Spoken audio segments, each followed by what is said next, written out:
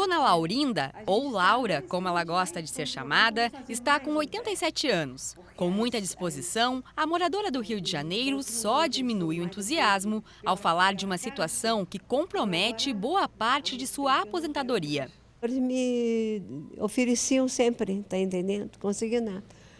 Porque eles viam pelo meu, que eu tinha sobrando no consignado, então eles queriam que eu fizesse o empréstimo. Aí aquela facilidade, né? Aí você vai fazendo até... Não, agora basta, agora não dá mais. A gente aperta um pouco daqui e dali, e às vezes falta um pouquinho também, mas o que a gente vai fazer? Todo mundo está passando por isso, né? Aposentados e pensionistas podem comprometer até 30% do valor da pensão ou da aposentadoria com empréstimo consignado. Até 2014, o prazo para o pagamento era de 60 meses, mas uma mudança passou a oferecer até 72 meses, ou 6 anos, para o pagamento da modalidade de crédito conhecida pelas menores taxas de juros. A extensão do prazo trouxe impacto para o mercado. O que a gente vê é que do ano passado, de 2015 para 2016, o valor dos empréstimos consignados para aposentados saltou de 82 bilhões de reais para 92 bilhões de reais. Nós estamos falando aí de um incremento de quase 13%. E que no momento de crise, onde a gente vê que os empréstimos em geral estão estáveis, os aposentados estão crescendo bastante. Então é uma preocupação para esse público em específico pela questão do superendividamento. Bom, hoje cerca de 33% dos idosos não estão quitando as suas dívidas, ou seja, estão com dívidas em atraso superiores a 30 dias. Segundo o Serasa Experian, em 2015, 900 mil idosos deixaram de pagar suas dívidas. Cerca de 30% desse total ficaram com o nome sujo na praça para ajudar familiares. Um aposentado ele sofre muito com remédio mais caro, com plano de saúde mais caro, com os alimentos mais caros. Então, tudo isso impacta muito o dia a dia. Então, a grande dica é tenha consciência, controle mais os seus custos e não haja pela emoção. Você resolve um problema de imediato e você vai arrumar outro pelos próximos 6 anos. Então, faça as contas direito, veja se é realmente necessário pegar todo esse dinheiro, se não tem como reduzir tanto os seus custos do dia a dia como dos seus familiares, e a questão toda é educação financeira. Nós temos agora o Guia do Idoso, né? Então no próprio site /Guia Idoso, a gente tem algumas dicas, né, para o idoso, para ele não ficar inadimplente, para ele poder saber pagar as suas dívidas, e o nosso foco principalmente está na educação financeira. Para o recomeço sem dívidas, a alternativa pode ser a primeira parcela do 13º salário, anunciado pelo governo federal para o dia 28 de agosto. Já para a dona Erci, a solução também depende de um outro fator: o pagamento da aposentadoria em dia. Com o governo do estado do Rio de Janeiro atrasando o repasse dos benefícios, a professora, acostumada com problemas de matemática, se vê diante de uma conta que não fecha. Está muito difícil. Eu noto que fiquei até um pouco assim, eu sou muito alegre, muito assim, estou meio deprimida, sim, mas não deprimida nem para tomar remédio, não. Assim, vontade de sair muito, com medo. O que vai acontecer daqui para frente, se agora está assim, se vai piorar.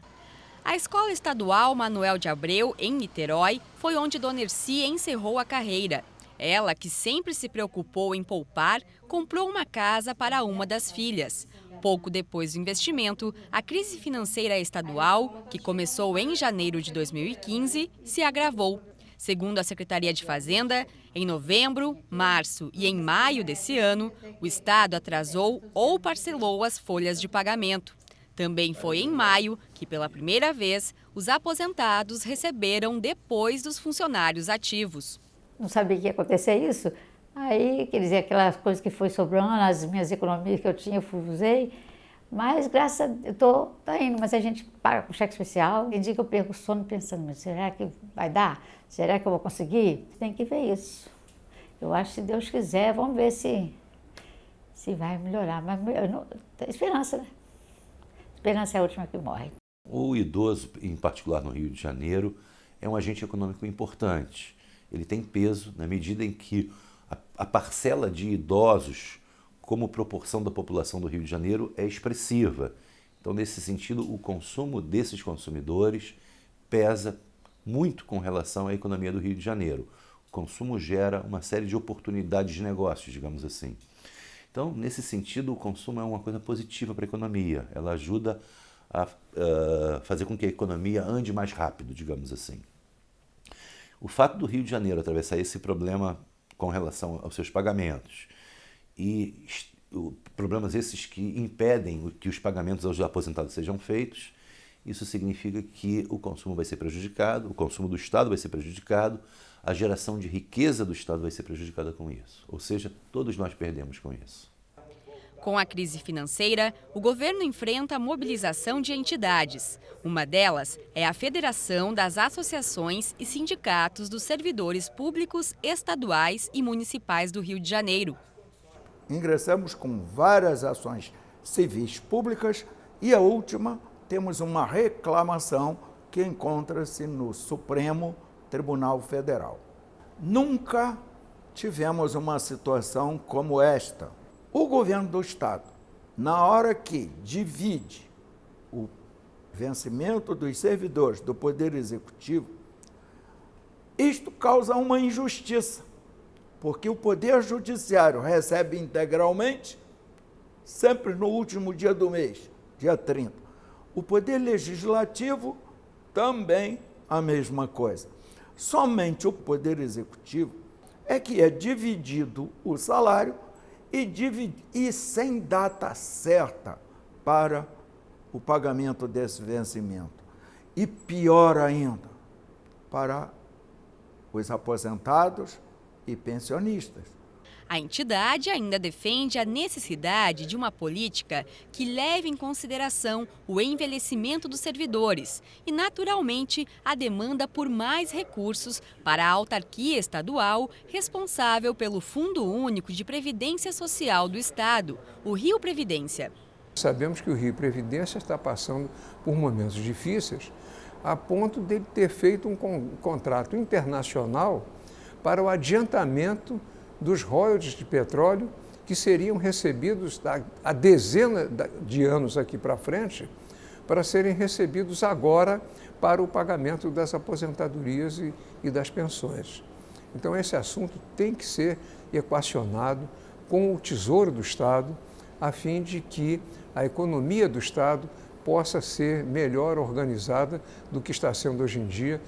Nós gostaríamos muito que o governo do Estado acatasse as recomendações do Tribunal de Contas Estadual, no sentido de estruturar a Previdência Estadual, a fim de prever esse aumento inevitável dos custos. A Secretaria de Fazenda do Estado do Rio informou que a folha de pagamento de maio foi quitada integralmente no dia 4 de julho para todos os servidores, incluindo aposentados. A folha está sendo paga com a receita corrente de tributos que entram em caixa. A data estipulada no calendário de 2016 é o 10º dia útil.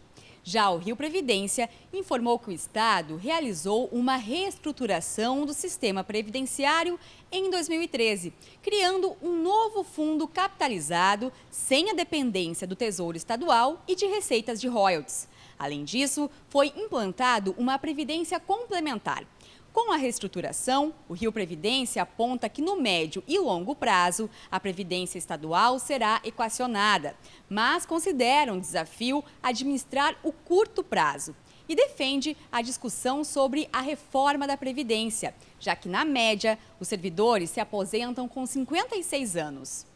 Diante do atual cenário, o economista Mauro Rochlin sugere outras alternativas. Considerando que essa, muitas vezes, é a única renda do aposentado e considerando que hoje ela é uma renda incerta, o que resta ao aposentado, infelizmente, é apenas reduzir ainda mais o seu gasto. O aposentado teria ainda como recurso a volta ao mercado de trabalho, seja se engajando no emprego, seja através de uma iniciativa como empreendedor. Eu acho que isso poderia se pensar em termos de uma renda complementar e, assim, se buscar contornar um problema.